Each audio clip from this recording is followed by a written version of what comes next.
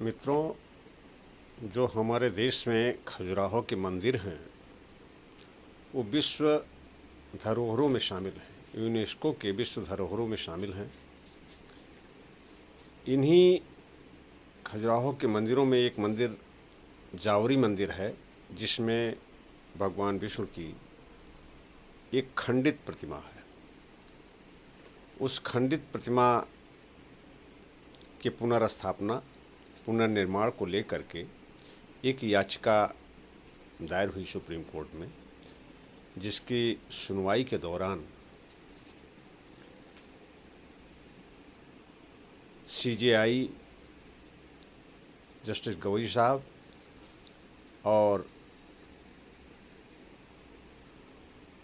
के जस्टिस के विनोद चंद्रन साहब, इनकी बेंच ने सुनवाई के दौरान कहा कि ये एएसआई के अधीन है, पुरातत्व विभाग के अधीन है, इसमें हम कुछ नहीं कर सकते। उनके कहने के बाद भी जब याचिकाकर्ता की तरफ से बात रखी जाती रही तो उन्होंने कहा कि ये केवल लोकप्रियता के लिए किया गया है और उसे वो खारिज करने लगे। इसके बाद भी याचिकाकर्ता अपनी बात कहता रहा कि हमारी आस्था का प्रश्न है और इसको पुनर्निर्माण के लिए आदेश किया जाना चाहिए। उस पर बेंच ने कहा कि हम इसमें कुछ नहीं कर सकते और जब भगवान सर्वशक्तिमान हैं तो उनसे कहो वही कुछ करें। इस बात को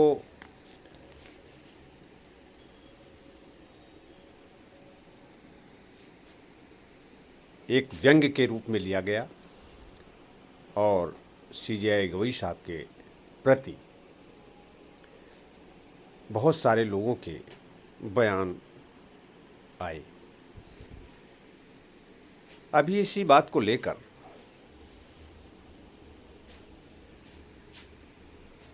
एक वकील साहब ने सुप्रीम कोर्ट में, जो 71 साल के हैं, माननीय कुमार साहब, उन्होंने जूता फेंका,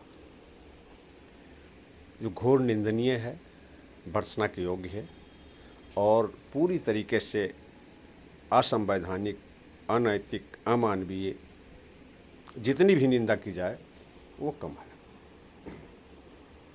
उन्होंने इस बात को कहा कि सनातन का अपमान नहीं सहेगा हिंदुस्तान, और अभी उनका एक वीडियो भी वायरल हुआ जिसमें उन्होंने इस बात को रखा कि वो खंडित प्रतिमा जो है, मैं कई बार वहाँ गया हूँ और उसके सामने बैठ कर के रोया हूँ। तो यदि विष्णु भगवान की खंडित प्रतिमा से उनको इतनी पीड़ा है तो वही लोग कहते हैं कि बुद्ध विष्णु के अवतार हैं और बुद्ध की न जाने कितनी मूर्तियां इस देश में खंडित की गई, आज भी खंडित अवस्था में मिलती हैं। उनके बारे में आज तक उन्होंने एक भी शब्द क्यों नहीं कहा। दूसरी तरफ उन्होंने एक बात और कही, अभी सीजेआई सामने मॉरिशस में जो बयान दिया कि देश बुलडोजर से नहीं चलेगा और जज, जूरी, जल्लाद तीनों शासन नहीं हो सकता, उसका भी संज्ञान लेकर उन्होंने कहा, उसकी भी उन्होंने निंदा करते हुए और बुलडोज़र का समर्थन करते हुए अपनी बात रखी। जबकि न्याय की दृष्टि से निश्चित रूप से जिस तरीके से बुलडोज़र चल रहा है वो असंवैधानिक है, सुप्रीम कोर्ट कह भी चुका है। तो जो बात निकल कर आ रही है वो पूरी तरीके से सब कुछ असंवैधानिक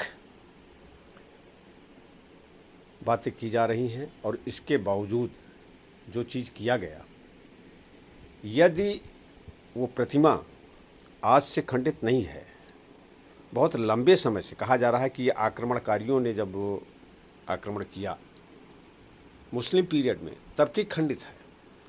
तो अगर तब की खंडित है तो आदरणीय वकील साहब ने अभी जब वो सीजेआई गवई साहब के पहले चंद्रचूड़ साहब थे और दूसरे लोग थे, आज तक उसका संज्ञान उन्होंने क्यों नहीं लिया?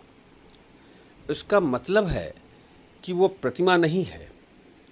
इस विवाद में प्रतिमा का केवल बहाना लिया गया है, वास्तव में उनकी मानसिकता सड़ी हुई है। जिन्होंने जूता फेंका है वकील साहब, उनकी मानसिकता सड़ी हुई है। जो लोग गवई साहब के बयान को व्यंग्यात्मक लेते हैं, उपहास समझते हैं, उन्होंने कोई उपहास नहीं किया। उन्होंने तो ये कहा कि हम इसमें कुछ नहीं कर सकते क्योंकि ये एएसआई के अधीन है, पुरातत्व विभाग के अधीन है, वही कुछ कर सकता है।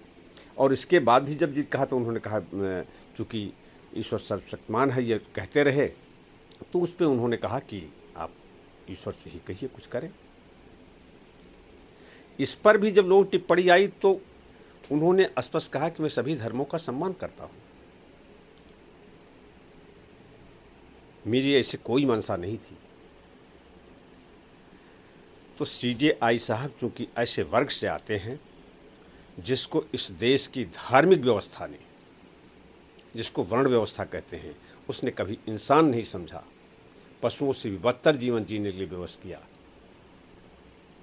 और जो मनुस्मृति ऐसी व्यवस्था देती है, उसी मनुस्मृति को लागू करने के लिए लोग कहते रहे। यहाँ तक कि बाबा साहब डॉक्टर अम्बेडकर ने जब संविधान बनाया तो आरएसएस के लोगों ने उनकी शव यात्रा निकाली, उनका पुतला दहन किया, राष्ट्रीय ध्वज को नहीं माना, संविधान को नकारा। तो आज जब सीजेआई गवई जैसे लोग न्याय की बड़ी कुर्सी पर बैठे हुए हैं तो उन्हें बर्दाश्त नहीं हो रहा है। हर वर्ग में अच्छे लोग हैं, मैं ये नहीं कहता कि सारे लोग एक जैसे हैं। बहुत सारे लोगों ने इस जूता फेंकने की कुकृत्य की निंदा भी की है, लेकिन ऐसे ही चाल चरित्र के लोग हैं, उन्हीं के नाते शायद अंग्रेज़ों ने बात कही होगी कि इनमें न्याय का चरित्र नहीं होता, इस नाते इन्हें न्यायाधीश नहीं बनाया जाना चाहिए।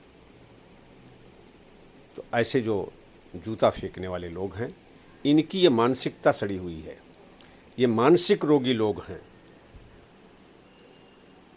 ये संविधान विरोधी लोग हैं, धर्म का आड़ लेते हैं और धर्म के आड़ में ये इस देश के मेहनतकश, वंचित, पीड़ित, उपेक्षित, सदियों से जिसको सताया गया, जिसका हक मारा गया, उसको किसी अच्छी कुर्सी पर, ऊंची कुर्सी पर बैठते देखना नहीं चाहते हैं। मूल रूप से कारण यह है, इस घटना की जितनी भी निंदा की जाए, जितनी भी भर्त्सना की जाए, वो कम है। और ऐसे वकील कम से कम न वो संविधान के पक्षधर हो सकते हैं, न न्याय के पक्षधर हो सकते हैं। और ऐसे लोगों को कभी भी न्याय व्यवस्था में विधि व्यवसाय करने का अधिकार नहीं होना चाहिए। धन्यवाद।